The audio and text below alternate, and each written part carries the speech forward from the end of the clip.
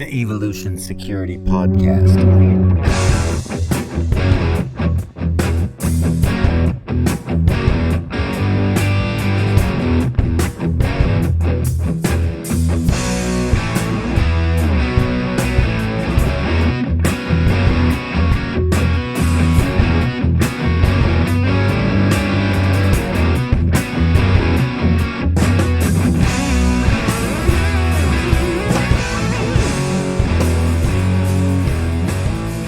Well, everyone, welcome to the EvoSec podcast.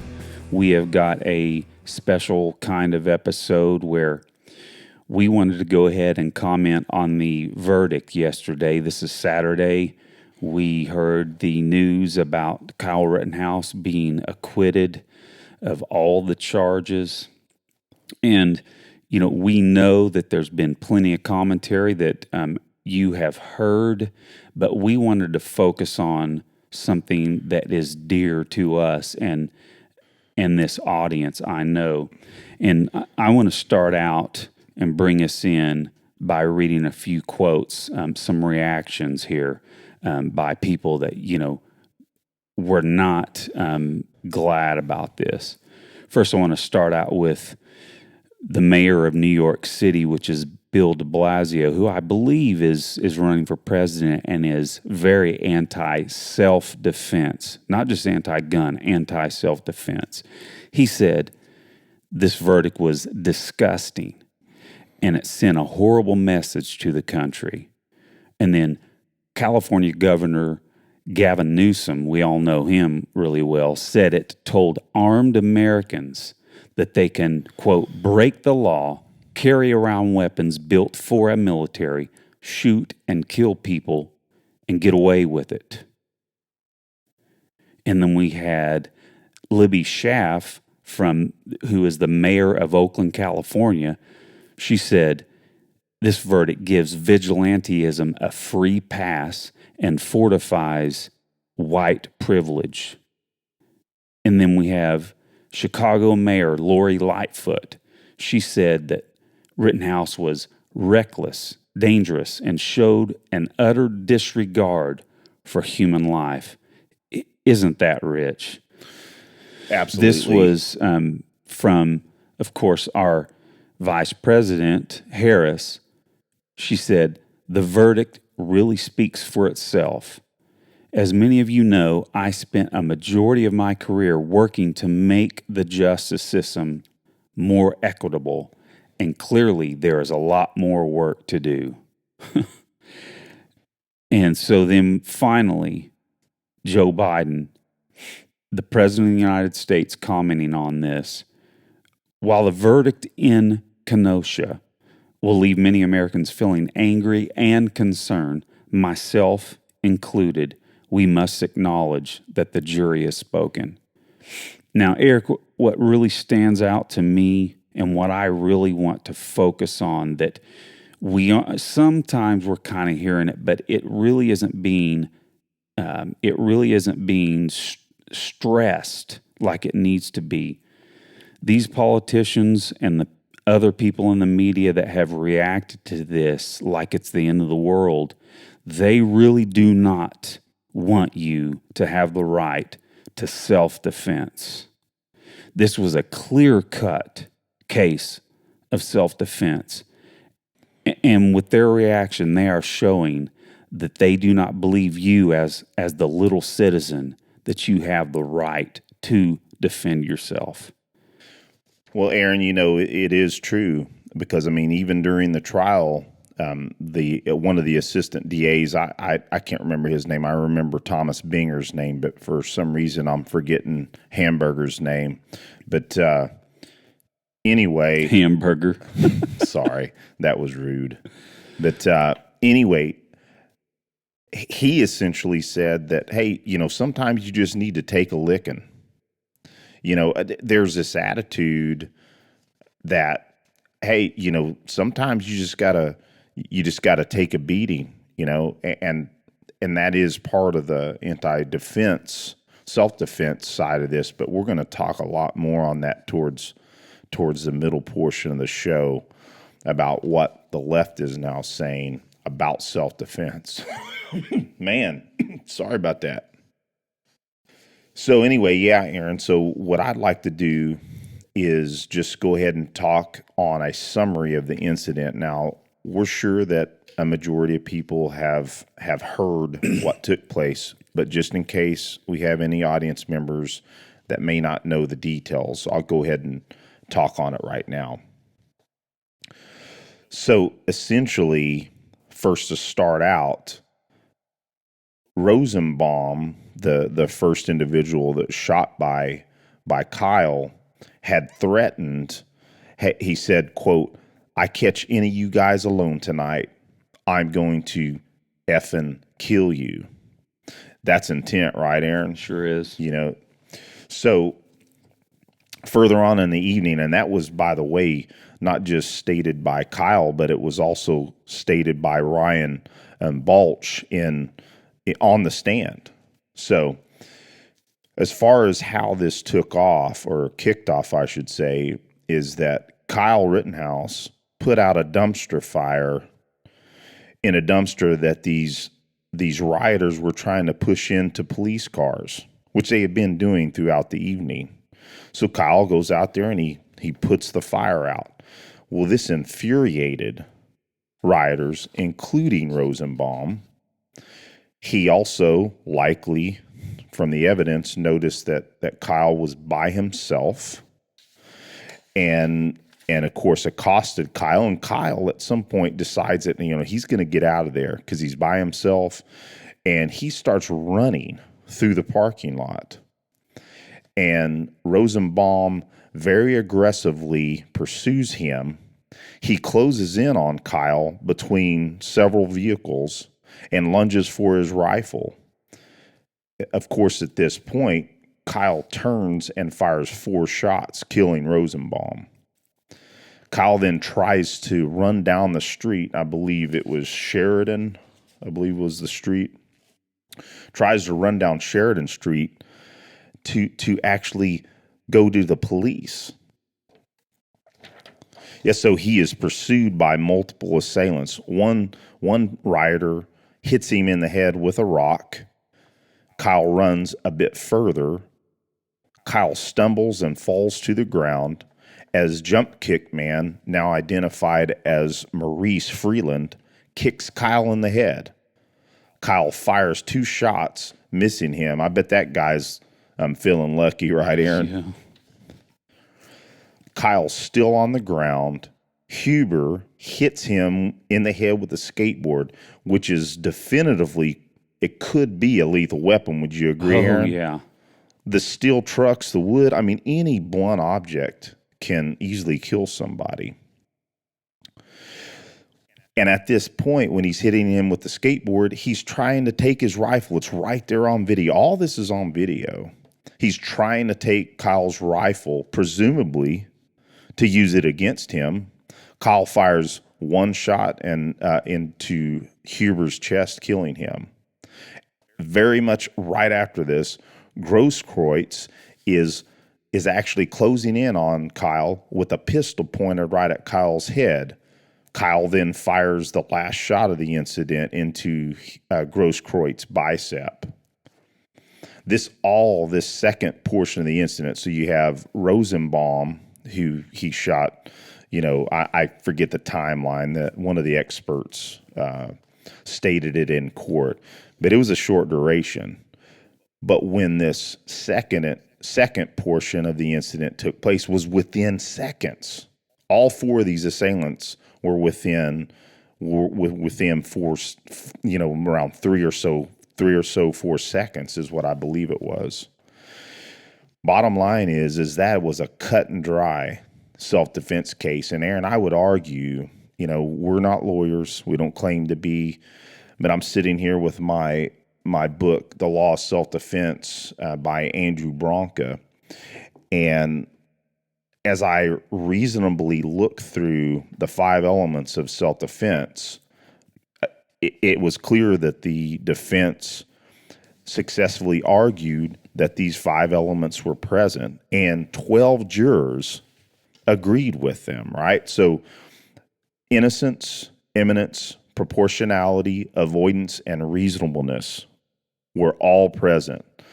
So Aaron, what are your thoughts on that? Well,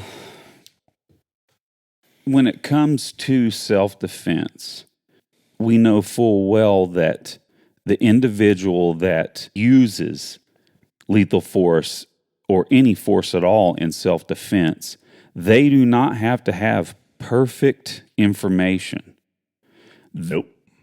The standard is, what would a person in their shoes, what would a reasonable person in their shoes do at the time? And if that person would have done probably the same thing, it's self-defense. That's not the only aspect, but that is the standard. If another reasonable person would probably do the same thing, that is an element of self-defense too. Absolutely. And you got to account for the fact that at the time he was a 17-year-old young, teenager. And of course I would argue, if you look at everything that took place, he was very selective. And I'll add, I think that he was extremely proficient in the use of that deadly force. I'm sure he didn't want to use deadly force. But you got all this rioting going on and this violence. He was wanting to help people in his city, by the way, which is another debunked lie of the media. But again, arguing the proportionality, you got a 17-year-old kid being pursued by a strong, aggressive, in my opinion, acting like a maniac, Rosenbaum, a grown man against a teenager. A reasonable teenager, after he had told him, hey, I'm going to kill you, a reasonable teenager for sure, or a reasonable person, any of us would, okay, he's pursuing me. Man, I'm surrounded. All this horror around me. It's reasonable to believe that person was going to try to kill him, like he had said. Especially as the evidence in the case stated that he tried to take Kyle's gun away. Go ahead. No, absolutely. And if I didn't state that in my summary, I might have breezed over that. That's all right. But we fully know that becomes a lethal encounter right there. If someone if you have the weapon and someone is trying to take it from you, you can only assume they're going to use it on you. And you don't have to have a crystal ball to make sure, will they really use it on me? Well, maybe, I don't know. No, you assume it right away. And it really is, I just go back to, again, what I want to stress is that all these people against and that are up in arms about this verdict, that they don't understand self-defense. If they do understand it, they're against it. And I think we're going to talk about the media here in a little bit, but it also has to be said that it's amazing, just right after this, we've seen basically 2 years long, we've been dealing with a media that literally puts forth a reality that right before your eyes, you can tell that they're omitting things and that they're using the story, they're shaping the story to shape the narrative. Well, on this case, they've shaped the narrative so much that everybody thinks like Joe Scarborough said, he just came to a protest and started shooting protesters, literally leaving out almost every truth that he should know. That's a bald-faced lie, going around and shooting protesters. No, he shot people that were attacking him. Absolutely. And again, we're going to get further into the media. Joe Scarborough said that he fired 60 rounds. No, Joe, he fired 8 rounds total. Jeez. Again, it's amazing the the lies told in the media to meet the narrative that you stated. And I'll go back to what you were saying about Rosenbaum. As far as him lunging for the rifle, the autopsy showed powder burns on his hand. Again, the evidence showed that he was grabbing the end of the rifle. So again, like we talked about, the 5 elements of self-defense were certainly proven by the defense. And, we've been in discussion with Andrew Bronca, who did an amazing job on his website and his blog in commentating on this, and multiple other websites and video footage.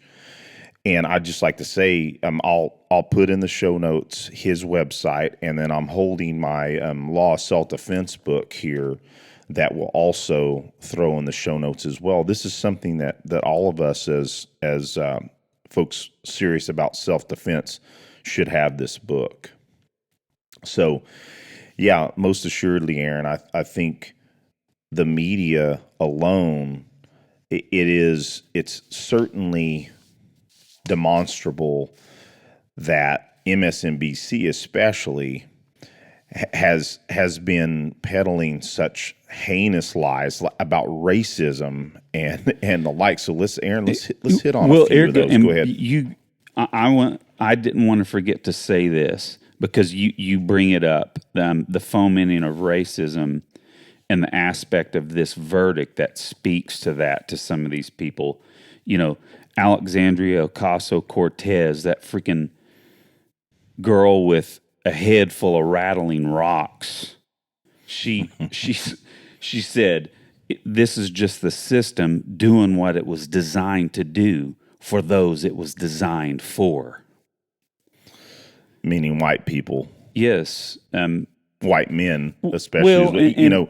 Joy Reid, Aaron, was saying something very similar about, hey, this is...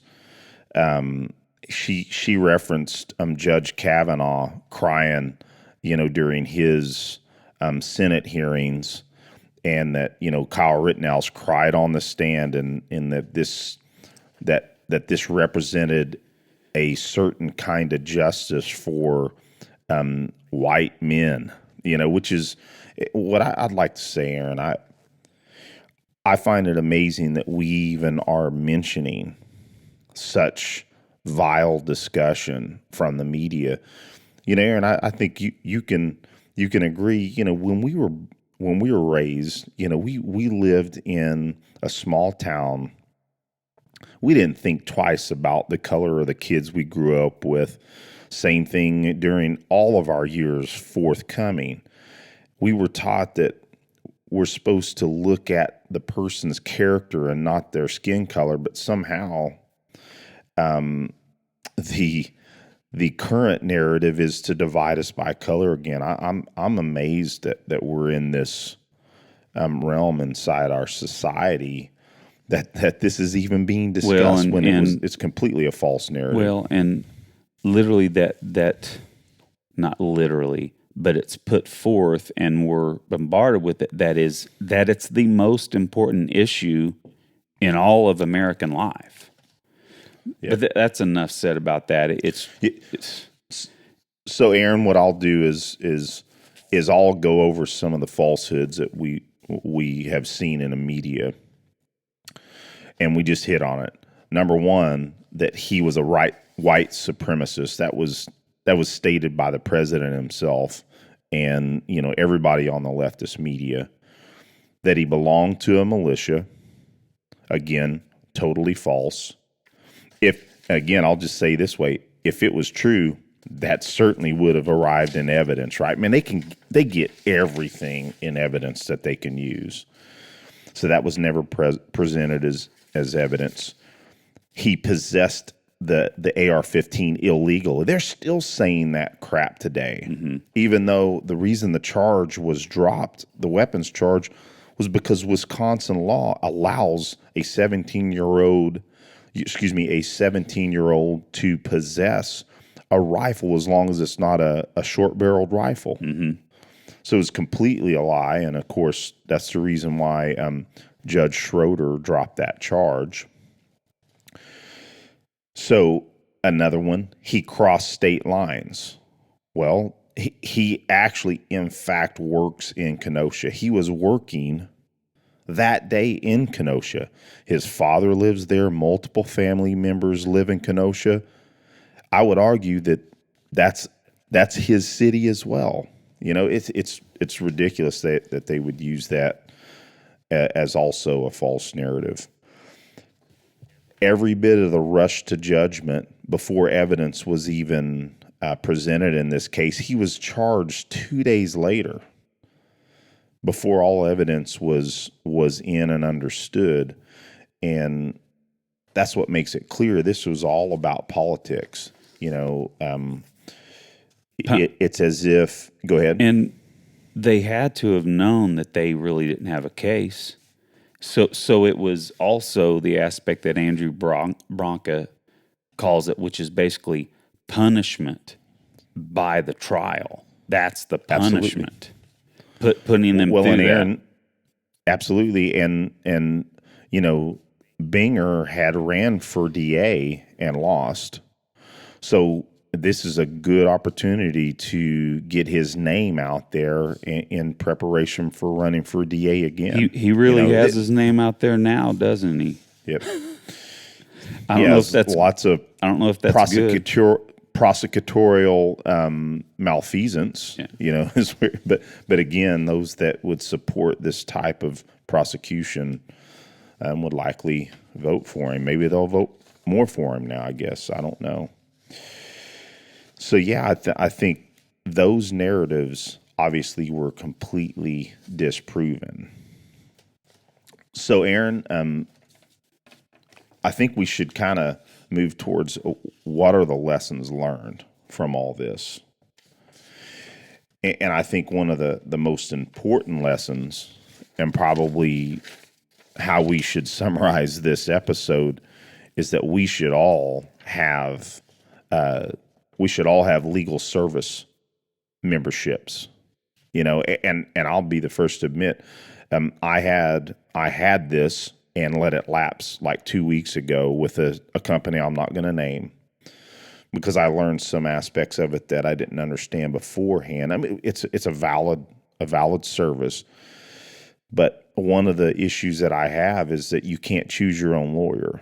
So I'm in the middle of deciding, and I think I've settled on it, but you know, everybody should have this type of service, because they are looking to prosecute anybody for self-defense, and it doesn't matter if it's cut and dry. I mean, that's happening more and more, you know, for using the prosecution as punishment. Yeah, and heaven forbid you are in a shooting that fits a narrative that the media can push, like in this case, you're gonna go to court.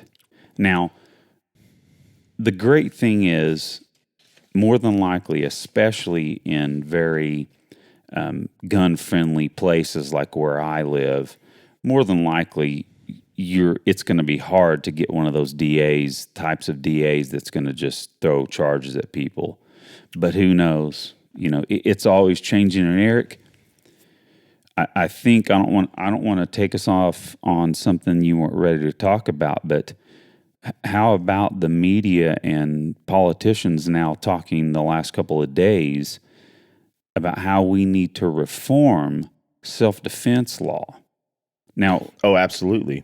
Now, how are you going to reform that when self-defense? Let's also focus on this. If you can't defend your life and you are hindered in doing so by giving you more regulations or statutes that you need to consider in the middle of a self-defense encounter, if you can think, but just bear with me. But if they're going to, if they think they can reform self-defense law, I'm not sure what that means, because it's been law forever. And this is what I was saying we need to really focus on. If you're dead, if you don't have a right to self-defense and you die, what good are other rights? So, do they really care about our rights? I don't know. I don't think so. Not at all, Aaron, because for them to say that we need to reform self-defense law, which I would say that self-defense law, it appears to me, is a very thin line. Oh, yeah, it is not. Exactly. You are in this case, like Andrew Bronco talks about, that the jury selection is the quintessential wild card. All you have to do is have a couple of jurors that are anti-self-defense or anti-Second Amendment. At a minimum, you're looking at a hung jury. But again, the way I see it, Aaron, is it's like the flip side of that. So essentially, Aaron, what they're saying is, if we need to reform self-defense law, we just need to accept grave bodily injury or possible death by their standard. Mm-hmm. They say it's too easy to shoot somebody and get away with it. Do they really? Then they don't understand it. It actually is not easy to. You cannot just shoot somebody. You cannot just use lethal force. We've gone over this, that you got to be careful where you point your weapon, or you can get charged with felonies. And absolutely. Yeah. We go ahead, Aaron. I'm saying it's there are very strict criteria when you can use self-defense.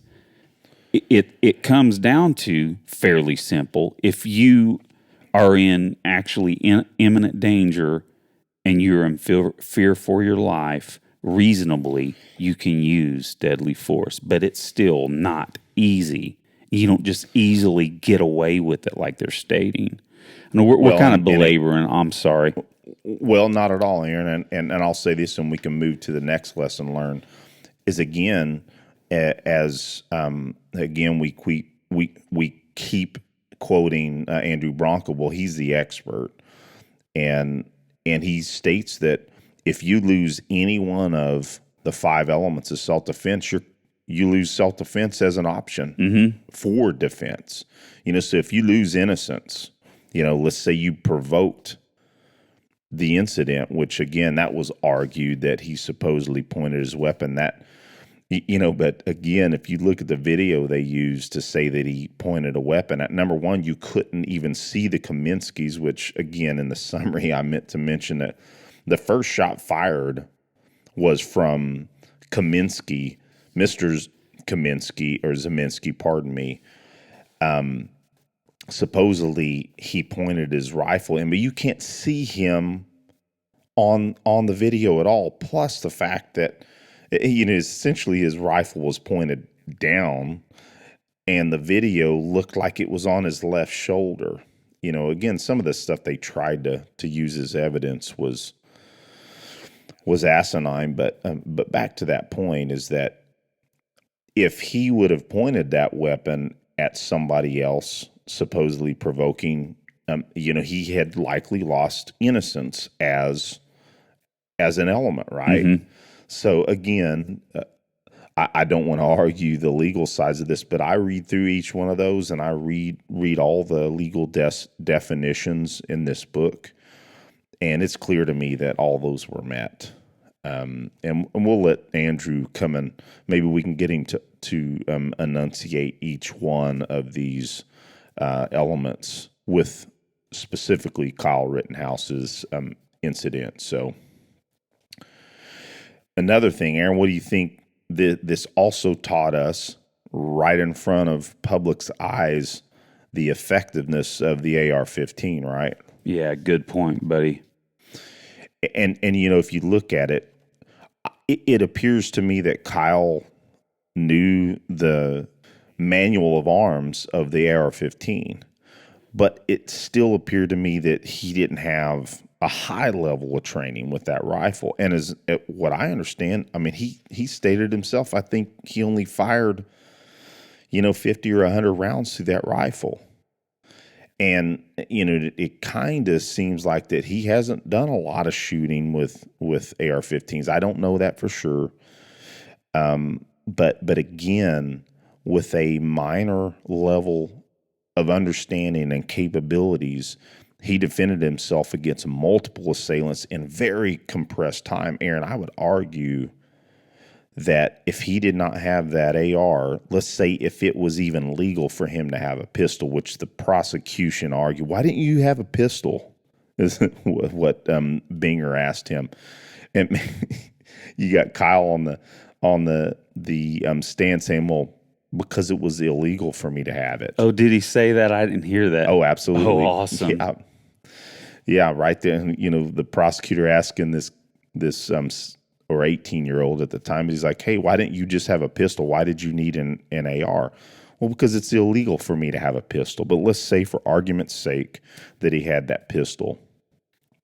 I would argue that he would likely not be here because, even those of us with training against multiple assailants with a pistol, that is a tough situation. It's possible, but I would say that with Kyle individually, I'm just trying to assume that I don't think he would have had those same capabilities. Yeah, because of the difficulty running a pistol compared to running a rifle, and that's one of the reasons why I believe that the AR-15 is the ultimate home defense weapon. Now, again, we've talked about this, and it's arguable that a shotgun could be a more effective weapon at home, right?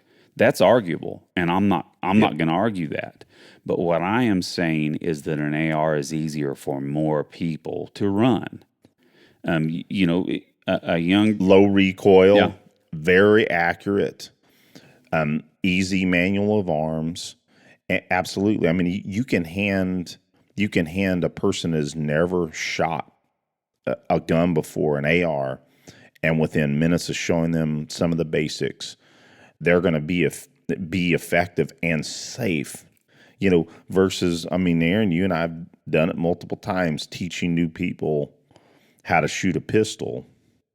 Of course, we use safe, effective methodologies of doing that. But man, you can't spend just a couple of minutes with a person with a pistol and all of a sudden they're making effective hits safely. You got to spend a lot of time because of how easy it is to run afoul of safety with a pistol, plain and simple. And again, that was one of the points I was going to make, is that is also part of this leftist narrative against this case. I mean, he executed the ultimate sin when it comes to gun control. He used an AR-15, this assault rifle, and I hearing multiple people saying he was using an automatic weapon, that laughable trite. But, again, that is another reason why I believe the left was so invested in convicting Kyle, is because he used the most vilified firearm in civilians' hands, the AR, or as they call it, an assault rifle. And I think they were hoping to, number one, create a legal precedence against self-defense in the open media and in front of everybody, and also to punish him for using that AR.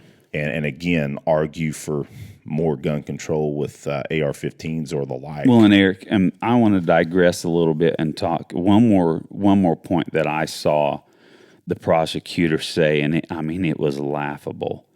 He said, "He just had a pistol. You had a rifle. How is he a threat to you?" Can you believe that came out of someone that passed the bar exam, out of their mouth? Aaron, I came out of my chair cussing when I heard him say that, coming from the same person that committed a felony right there in a courtroom by pointing a rifle at the jurors. Yeah, and it's funny, Eric, you go around and look on the net, and then there's sites that try and debunk that you can't see that it was at an angle where he didn't point it at him. Okay, let's say that's the case. He was pointing it, like we say, right? When you're at a competition, if you're ever pointing anything, even at a slight angle close to some people in front of you, your butt is kicked out. He Absolutely. had it, if it was pointed at them or not, he was being negligent in how he was pointing it. Let's just call it downrange with people downrange. You can just even look at it like that. If there was a cone of people and he had an area where he could point that, it was still reckless. Reckless with the same weapon that young man used. I mean, it was amazing. Well, and again, another just absolute BS argument. He was trying to Binger, that is, was trying to say, hey, why did you use full metal jackets? He claimed that full metal jackets were intended to pass through a target and continue on to hit other targets, which completely BS, because we know that full metal jackets in an AR, let's just use a M19, I'll just put it this way, a standard 55 grain round, when it hits at the distance, especially that they were at, as long as it's over 2,700 feet per second, it's going to yaw and fragment. And again, that round is very much effective ballistically, similar to a hollow point. What he's trying to argue, do you know the difference between hollow points and full metal jacket? And as if that was a good argument that he was reckless, just silliness. Well, because, full metal jacket sounds ominous compared to hollow point. I guess it does, because, there's a movie called Full Metal Jacket. I don't know.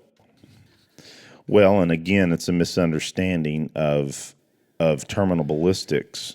Yeah, full metal jackets in a pistol, because they're moving so slow, do tend to have over-penetration possibilities, but with rifles, it's vastly different. Well, a higher velocity, lighter bullet actually dissipates its energy.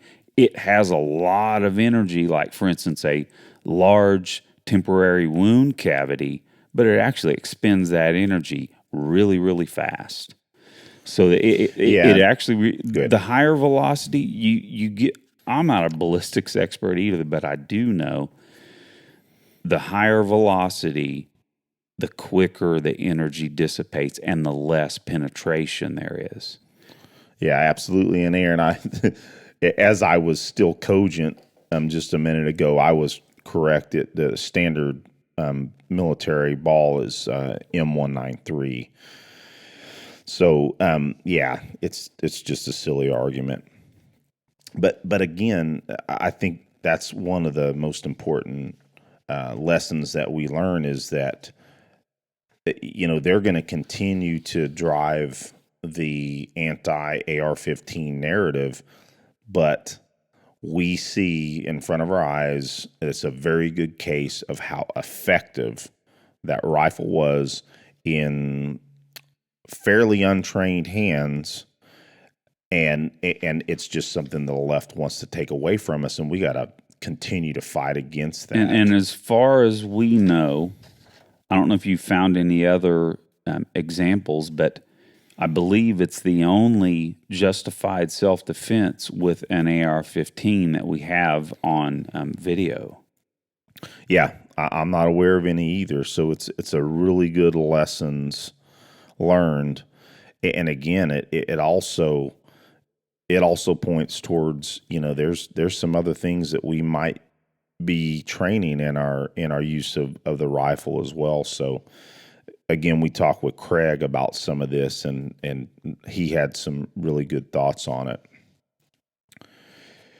Well, Aaron, I think the point you made earlier was one of the other lessons learned, is that we've got to be very, very vigilant against any attempts to reform self-defense law, because this was so close on the precipice of going the wrong way, that if you got folks trying to push for reforming of self-defense law, that we're in some deep trouble.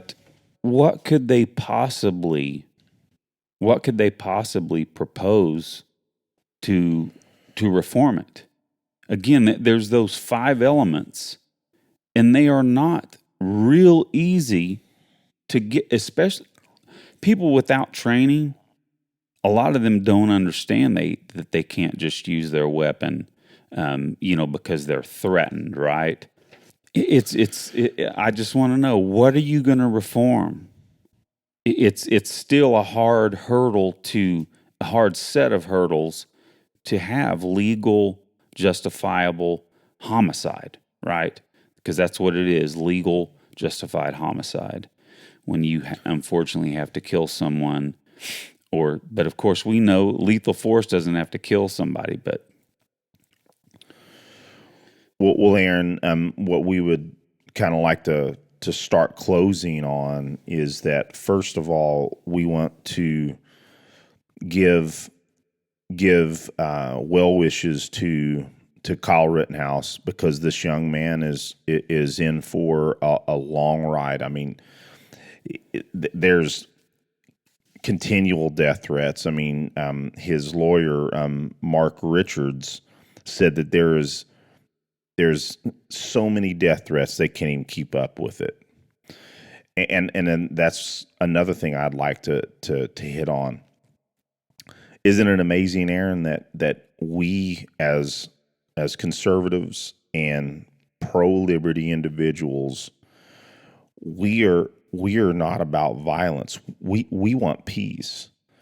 But if you really look at it, it is leftist rabble-rousers and people that hate, from the narrative by the media, they're the ones that are violent. And they're the ones that hate. And it's Orwellian doublespeak. They accuse us of being what they actually are.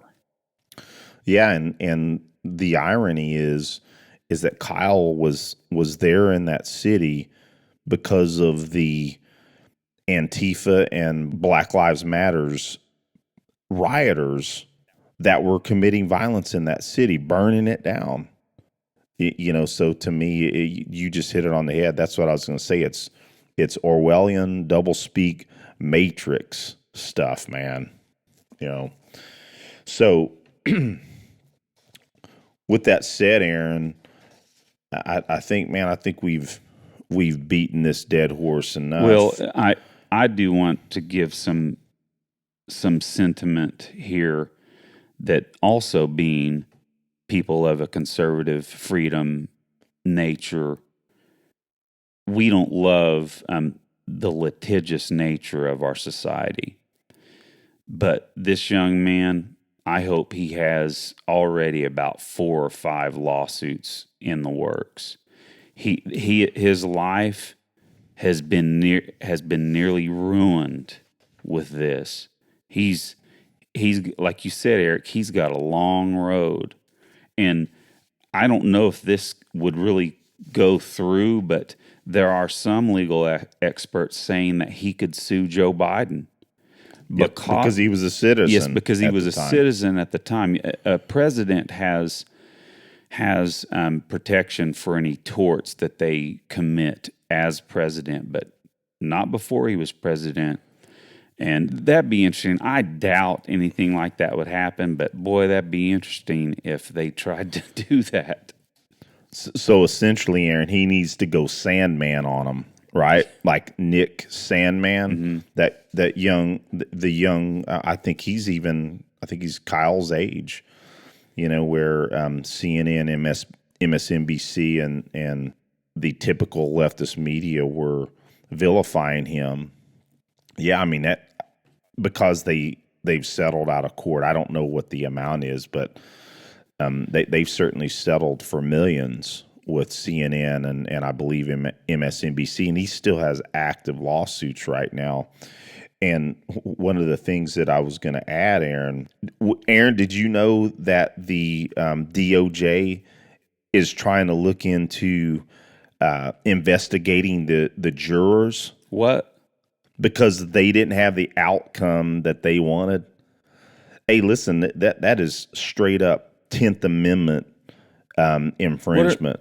It was state charges with state jurors. Yeah, so the Department of Justice thinks they're going to come in and investigate because it wasn't. Lately, they've been acting like the KGB. Yep. Well, Eric, absolutely. I did want to kind of close with something here that I found funny. It's ironic here because, again, I mentioned AOC and her head full of rattling rocks. Let me repeat what she said. She said, what we're witnessing is the system doing what it was designed to do for those it was designed for. Now let's step back for a second and talk about the irony of that, and then we'll get off here. She actually said, what she said was 100% true. And exactly. But not how she meant it. But she's too stupid to realize she just stated an axiom. Yeah, because, okay, let's state what the system is. The system, now, okay, don't anybody accuse us of acting like the system is perfect. Oh my gosh, it is beyond Not at all. But the spirit of the system, and when it works correctly, is an advocacy.